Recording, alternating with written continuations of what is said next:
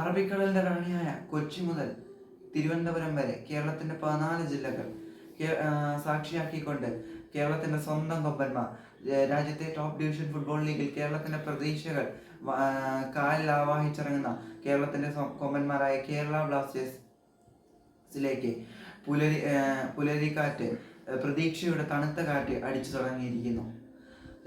ഒരു വർഷങ്ങൾക്ക് മുമ്പ് ഇവാൻ മുഖമനോവിച്ച് എന്ന ഒരു പരിശീലകൻ, ആരാധകരുടെ സ്വന്തം ഇവാൻ ആഷ, അദ്ദേഹത്തിന്റെ കീഴിൽ മികച്ച പെർഫോമൻസ് ഏവരെയും വെട്ടി വീഴ്ത്തിക്കൊണ്ടിരുന്ന കേരള ബ്ലാസ്റ്റേഴ്സ് പിന്നീട് താഴേക്ക്, ചിലരുടെയൊക്കെ സ്വാർത്ഥ താല്പര്യങ്ങൾ മൂലം താഴേക്ക് പോകുന്നത് ആരാധകർ വിഷമത്തോടെ കണ്ടുനിന്നു.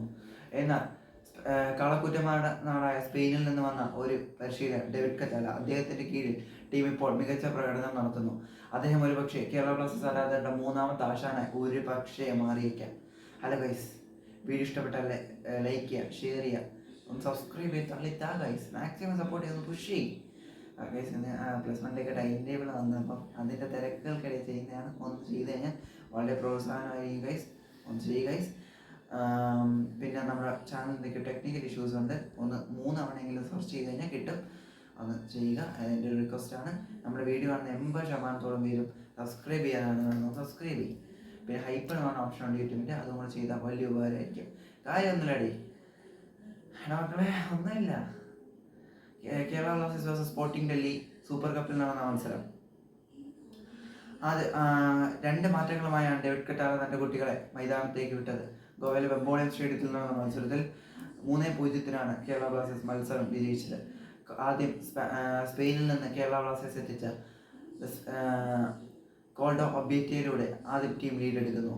തുടർന്ന് കൊമ്പന്മാർ വീണ്ടും അണ്ണാക്കിലടിക്കുന്നു സ്പോർട്ടിംഗ് ഡൽഹിയിലെ കോൾഡോ ഒബേറ്റിയയിലൂടെ തന്നെ. യങ് ഇന്ത്യൻ സെൻസേഷൻ, ബാല്യകാലത്തിൻ്റെ ഏറെ മറക്കാൻ ആഗ്രഹിക്കുന്ന ഓർമ്മകൾ പറയാനുള്ള കോറോ സിംഗിലൂടെ കേരള ബ്ലാസ്റ്റേഴ്സ് മത്സരം ഫീൽ ചെയ്തു. രണ്ടാമതെയും പ്രത്യേകിച്ച് കാര്യമൊന്നുമില്ലായിരുന്നു. എന്ന് വെച്ചാൽ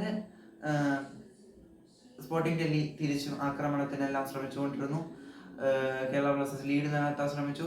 ഒരു ഫ്രീ കിക്ക് തിയാഗോ ആൽവസ്, അതായത് നമ്മുടെ മൊറോക്കൻ ചെകുത്താനായ നോവാസ് സദോയെ പിൻവലിച്ചുകൊണ്ട് പറങ്ങികളുടെ നാട്ടിൽ നിന്ന് വന്ന, സാക്ഷാൽ ക്രിസ്ത്യാനോ റൊണാൾഡോയുടെ നാട്ടിൽ നിന്ന് വന്ന പോർച്ചുഗീസ് താരം തിയാഗോ അലക്സാണ്ടറെ മെൻഡസ് ആൽവസ് എന്ന തിയാഗോ ആൽവസിനെ കളിക്കളത്തിലേക്ക് 85-ാം മിനിറ്റ് വിട്ടു. അപ്പോൾ അദ്ദേഹത്തിൻ്റെ ഒരു ഫ്രീ കിക്ക് ഉണ്ടായിരുന്നു, പക്ഷേ അത് പോസ്റ്റിൽ ഇടിച്ചു പോയി. അപ്പം അങ്ങനെയൊക്കെ ഈ മത്സരം പോയി. എന്തായാലും പ്രതീക്ഷകളേറെയാണ് ഈ സീസണിൽ കേരള ബ്ലാസ്റ്റേഴ്സിനെ കൊണ്ട് ആരാധകർക്ക്. അപ്പോൾ വിലയേറിയ അഭിപ്രായങ്ങൾ താഴെ കമൻറ്റ് ചെയ്യുക. ബൈ.